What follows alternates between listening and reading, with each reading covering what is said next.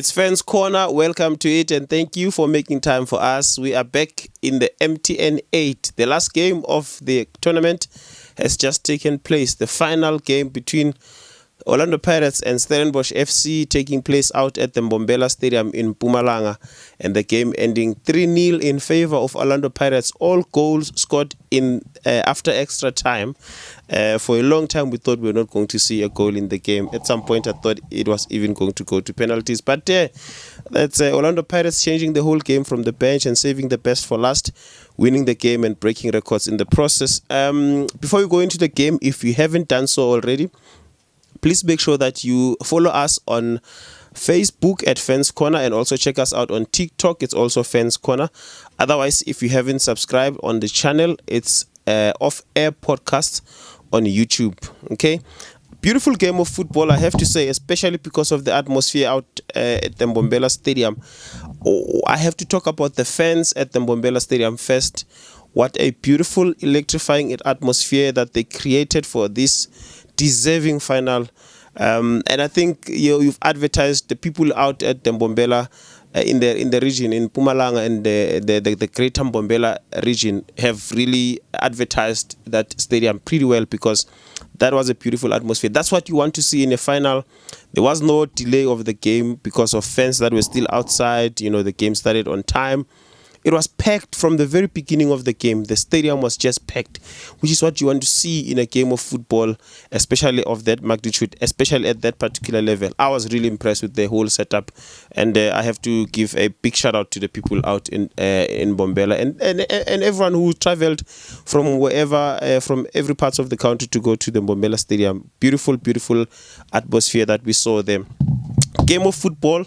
As expected, it was meant to be an entertaining game of football. You have two teams that are ball-playing teams, no one willing to sit back. Yes, here and there, of course, you'll have to defend when you are under attack. And Steve Barker, knowing Steve Barker, we always expected that he's going to try and take Orlando Pirates heads on. He's the kind of coach that does that whenever he faces, especially these so-called big teams. Beautiful game of football in the first half, also in the second half. It was pretty much, I think, when you look at the statistics and check how Pirates were attacking, I saw they had an infographic on the screen where they were trying to compare the two teams. You could see that they were not attacking mostly on their attacks were not coming on their wingers. They were trying to attack from the middle of the park, and that's pretty much because they've got solid wing backs or full backs, if you like. Both teams have solid fullbacks. I was so impressed for a long time in the game. I was so impressed with Omega Mdaga of Stellenbosch FC, because I think he held his own, especially against Sibilibili, who is on fire these days, and also the likes of Dion Hoto, making it difficult for Stellenbosch to attack from the wings. Even Pirates found it difficult to attack from the wings because of the fullbacks. That's why they had to resort into playing the game from the center of the park. But in the middle of the park, Stellenbosch FC were really ready to play ball tonight. I think I was impressed with them for both the first and the second half. Yes, Orlando Pirates have been pretty much the dominant team from the very beginning. Stellenbosch had their times here and there where they were dominating and trying to get a goal. They did look like they were trying to win the game, Stellenbosch FC. Unlike sometimes we find the team just trying to get the game into extra time and into penalties. But it was a beautiful game of football. In the second half in particular, I was very, very impressed with what we saw there. The bench, the Orlando Pirates bench did what a bench is meant to do. If the starting 11 is unable to kill the game, the bench should be able to kill the game. Unfortunately for Stellenbosch, who also had made a number of changes, they could not change they could not make the kind of impact that they would have loved to do. You could see that they ran out of legs. They were really tired. There were so many times where they held on to the ball and they ended up losing it, because you could see the legs were not there anymore. There were not so many, but there were a number of misplaced passes, because you could see the fatigue really creeping in. I guess this is now where you get to see the quality between the quality and the squad depth between the two teams. That Pirates is pretty much heads and shoulders above Stellenbosch FC. That's why their bench was able to have the kind of impact that they had. And that one, that beautiful attribute that Orlando Pirates have on their right hand side, where they are able to play Sibilibili as a winger, and at any time they can bring in another winger and allow Sibilibili to drop back and go and play as a right back, like they did when they brought in Muremi, who came in to play in the right wing, and Sibilibili dropping back to the right back. It's a weapon on its own. It's one great thing to have as a team, and for the Pirates coach to be able to use that, it actually shows his way of being able to read the game and being able to play around with the resources that he has at Orlando Pirates. The run, the first goal, my goodness, what a beautiful run. I think this is what, I guess you could say that this is what Pirates probably missed from the first half, even in the second half, for the larger part of the first half. Someone who's going to make those unnoticed runs.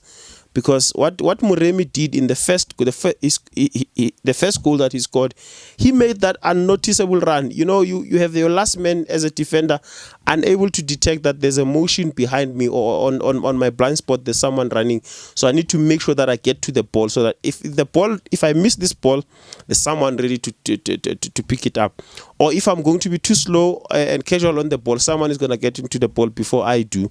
So I have to be very careful. And that sneaking in by Muremi really made the big difference for Orlando Pirates. Hence, they were able to score that first goal in the extra time. Like I said, for most of the half, you felt like you kind of felt like this is a game that's probably going to go to penalties. I just did not see any of the two teams scoring in the second half, and I just sat back and relaxed and thought I will just see this thing through in the penalties. And you saw a different Orlando Pirates when in the extra time, because of the introduction of those players from the bench. You saw Mabasa coming through. You also saw Muremi coming through. Like I said, dropping Sibilibili to the right back, and also Apolis as well. You saw Apolis had, I mean, the bench, the players who came from the bench, Apolis, Mabasa, and Muremi, contributing on all those three goals, and also obviously Relebogile Mufokeng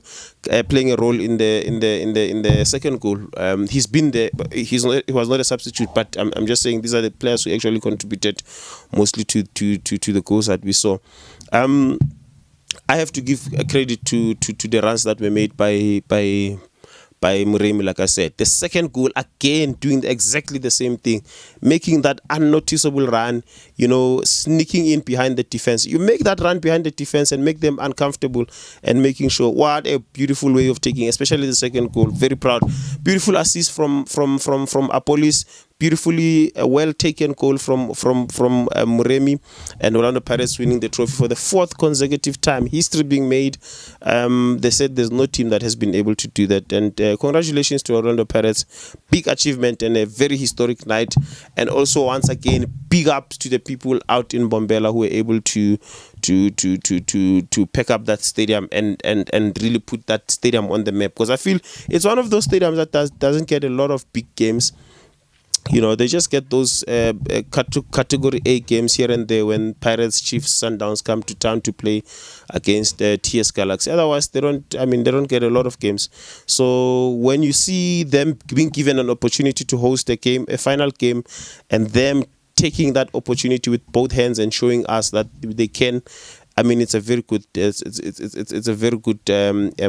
for the Mbombela local municipality, and also for the Greater Mbombela region.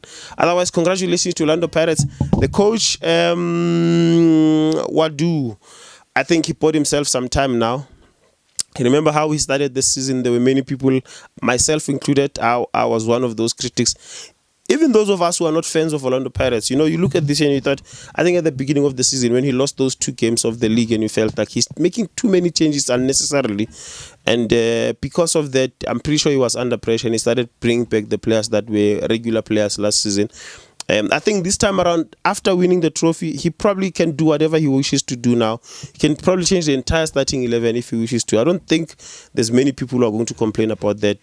I guess winning a trophy very early at the beginning in your new job buys you a little bit of time to be able to experiment a little bit and build your own team and build your own legacy. So I guess that's a good thing for the Pirates coach. It allows him to be able to experiment a little bit.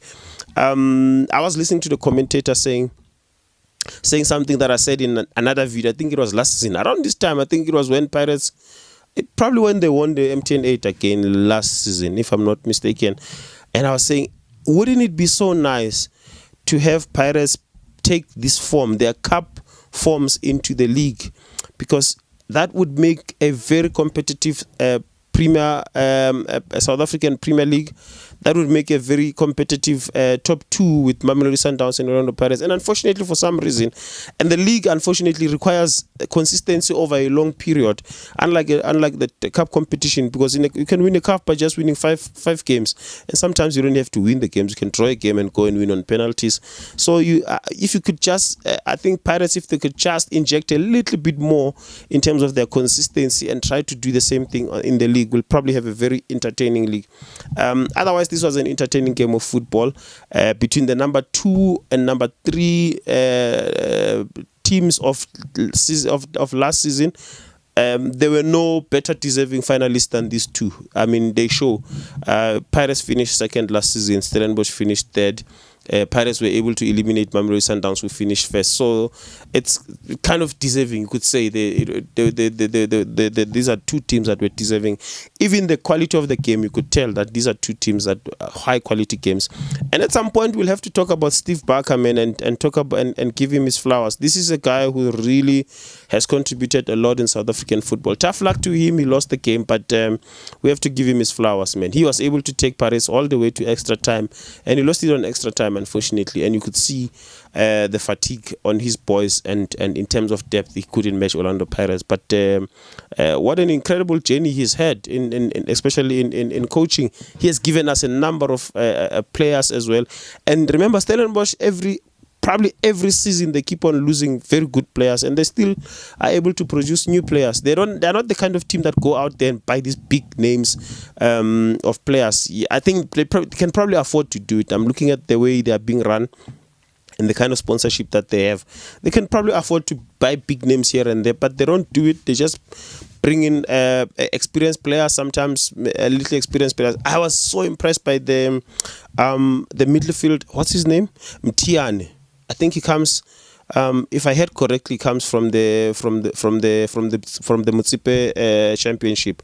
I'm not sure which team he comes from. What a baller! What a baller! He's one to look out for, and I'm pretty sure Steve Barker is going to turn him into one of the diamonds of the Premier Soccer League this season. Otherwise, again, let's congratulate Orlando Pirates. It's always very painful for me as a Kaizer Chiefs fan to congratulate Orlando Pirates, but congratulations, Pagania. Beautiful one, beautiful way to win to make history in South African football. Otherwise, this has been Fans Corner, and thank you for making time again for us. We will meet again in the next one.